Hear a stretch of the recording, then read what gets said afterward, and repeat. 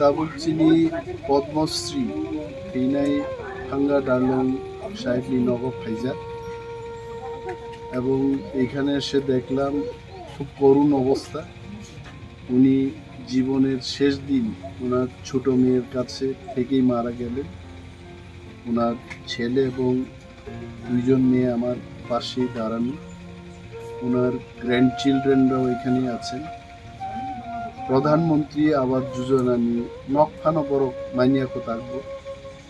আমি ভেবেছিলাম যে একজন পদ্মশ্রী অ্যাওয়ার্ডির অনেক কিছু সুযোগ সুবিধা থাকবে, জলের কোনো ব্যবস্থা নেই, খুব কষ্টেই উনি মারা গেছেন। এবং আমি যখন জিজ্ঞেস করলাম যে পদ্মশ্রী অ্যাওয়ার্ডিরা রাষ্ট্রীয় সম্মান মারা যাওয়ার পর শ্মশানে সেই রাষ্ট্রীয় সম্মান দেওয়া হয় কিনা, I got it confirmed from GAPNT Department of the State Government এবং নিশ্চিত রূপেই ওনারা আমাকে বলেছেন যে রাষ্ট্রীয় সম্মান ওনারা পেয়ে থাকে।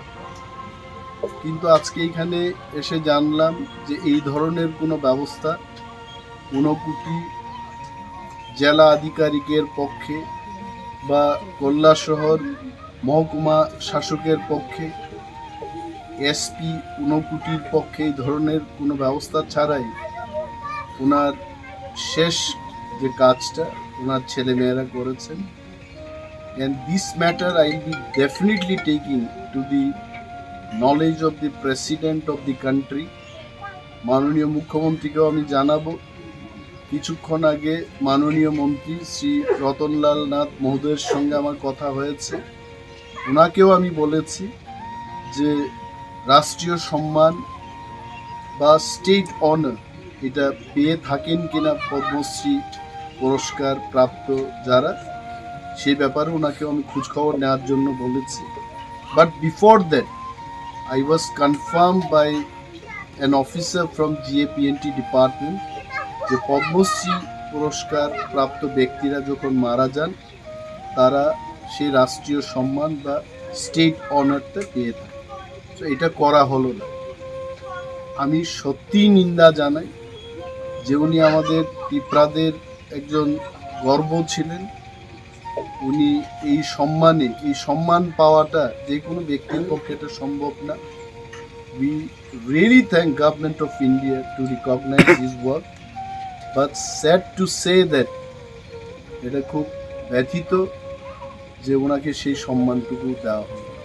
And I appeal to the government, both the government, state government and central government, ওনার ছেলে মেয়েদের যে এই অব্যবস্থা যেভাবে উনি মারা গেছে, এখানে যেন সুব্যবস্থা করা হয়, ঘরের ব্যবস্থা করা হয়, জলের ব্যবস্থা করা হয়, রাস্তাঘাটের যেন ব্যবস্থা করা হয়, এই দাবি আমার থাকে। এবং উনি আমাদের গর্বের পাত্র ছিলেন এবং চিরতরেই থাকবে। এবং ওনাকে সম্মান জানাই, ওনার কাছ থেকে আমাদের অনেক অনুপ্রেরণা পাওয়ার, এবং ঈশ্বরের কাছে প্রার্থনা করি যে ওনার আত্মা যেন শান্তিতে ঈশ্বরের কাছে থাকে।